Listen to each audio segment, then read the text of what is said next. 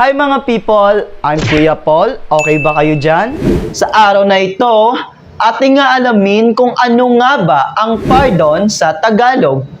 At bago tayo magpatuloy, huwag kalimutang mag-subscribe sa ating channel at kung gusto nyo pa ng maraming English to Tagalog and Tagalog to English translation, visit EnglishTutorHub.com and ProudPinoy.ph.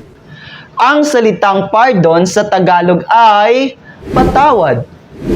Ang salitang patawad ay ang pagkilos ng pagpapatawad o pagiging pinatawad para sa isang pagkakamali o pagkakasala.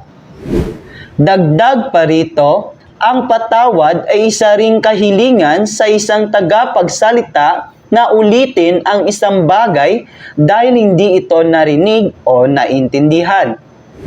At ngayon, ako ay magbibigay ng pangungusap gamit ang salitang pardon at ito ay aking isasalin sa Tagalog.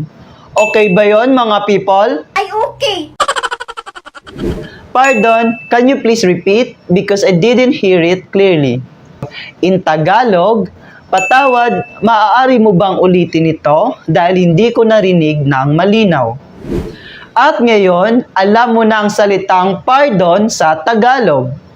At kung gusto mo pang araw-araw ay may matutunan kang English to Tagalog in Tagalog to English translation, mag-subscribe sa ating channel para lagi kang updated. At sa muli, ako si Kuya Paul na araw-araw magbibigay sa inyo ng mga bagong kaalaman at nagsasabing lamang ang may alam. Maraming salamat po and God bless mga people!